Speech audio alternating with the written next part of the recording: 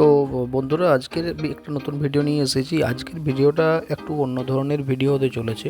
তার কারণ হচ্ছে যে আজকের ভিডিওটা আমি অ্যাকচুয়ালি একটু জনসচেতনতা নিয়ে আমি ভিডিওটা করতে চলেছি। এখন বর্তমানে যে আমাদের 2024-এ আমরা বাস করি, আমরা এখন জলটাকে খুব প্রায়োরিটি দিই। প্রায় ম্যাক্সিমাম ঘরে তোমরা দেখবে অ্যাকোয়াগার্ড আছে, বা তুমি বিভিন্ন ধরনের তোমাদের ফিল্টার আছে, এবং কেউ ফিল্টার না থাকলে গ্রামে তারা সাবমার্সেলের জল খায়, বা কারো মিউনিসিপ্যাল থাকলে তারা কর্পোরেশনের জল খায়। তো এটা নিয়ে কিন্তু তারা বসবাস করে, তারা জল খায় এবং তারা তাদের জীবন নির্বাহ করে। বাট আমি তোমাকে আজকে যে ভিডিওটা নিতে চলেছি, এখন যে ভিডিওটাতে তোমরা দেখতে পাচ্ছ একটা লোক জল পিপে করে তুলে নিয়ে যাচ্ছে। এই জলটা কিন্তু কোনো তোমরা ভাবছো যে বাড়িতে কাউকে গরু বাছুরদেরকে খাওয়ানোর জন্য নয়, বা তোমরা ভাবছো যে এই জলটা নিয়ে কোনো কেউ দোকানে দিচ্ছে, দোকানে খাবারের জন্য নিচ্ছে বা হাত ধোয়ার জন্য নিয়ে যাচ্ছে, এটা নয়।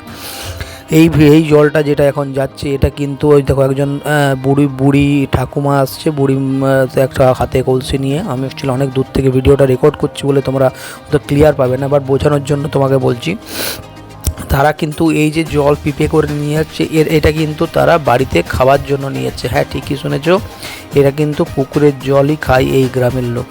তো তার মানে তুমি বুঝতে পারছো যে আমরা আজকে যে জায়গায় দাঁড়িয়ে যে আমরা এখানে ফিল্টার জল খাচ্ছি ও মিনারেল ওয়াটার কিনে খাচ্ছি, এই গ্রামের লোকরা কিন্তু এখনও অবধি এই পুকুরকে ভরসা করে পুকুরের জল খাচ্ছে। পুকুরের জলটা কত পরিষ্কার দেখতে পাচ্ছ, সাইডে বর্ষার জন্য আগাছা কিছু হয়েছে, কিন্তু পরিষ্কার জলটা কিন্তু এই দেখো, দেখতে পাচ্ছ তুমি, জল ডোবাচ্ছে পুকুর থেকে, এরপর কলসিতে করে নিয়ে যাবে। মানে তোমার মনে হচ্ছে তোমাদের যে আমরা কিন্তু সে আদিম যুগে ফিরে গেছি। আদিম মিনস 80-70-80s আমরা ফিরে গেছি। সেই সময় পুকুরের থেকে জল তারা তুলে পুকুরের জলই রান্নাবান্না হতো, খাওয়া দাওয়া হতো। পুকুর থেকে গ্রামের মহিলারা এসে কলসিতে করে জল নিয়ে যেত। এই যে দেখতে পাচ্ছ এখানে পানীয় জল লেখা আছে ড্রিঙ্কিং ওয়াটার, দূষিত করবেন না। এটা কিন্তু সরকার থেকে এটা বানিয়ে দেওয়া হয়েছে এই পুকুরটা, এবং সরকার থেকে রক্ষণাবেক্ষণ করা হয়, গ্রামের লোকরা রক্ষণাবেক্ষণ, সরকার থেকে এটা কিন্তু দিয়ে লিখে দিয়েছে এখানে। এই যে দেখো, এটা কিন্তু পানীয় জল দূষিত কেউ করবে না। তার কারণ হচ্ছে গ্রামের লোকরা কিন্তু এই জলটাই খায়, সেই কারণে কিন্তু এটা পরিষ্কারভাবে লিখে দেওয়া আছে।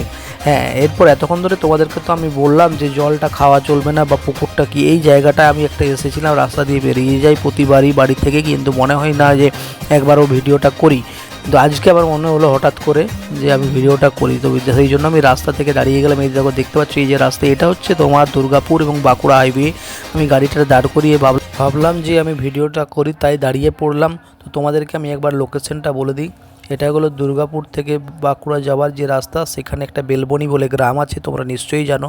এই বেলবনি ন্যাশনাল হাইওয়ে গ্রামের পাশেই দেখো এই পুকুরটা কিন্তু, ঠিক আছে। তো তোমাদেরকে আমি এটাই জানাতে চলেছিলাম যে মানে এইটা অ্যাকচুয়ালি একটু আমার কাছে একটু ইউনিক লাগলো।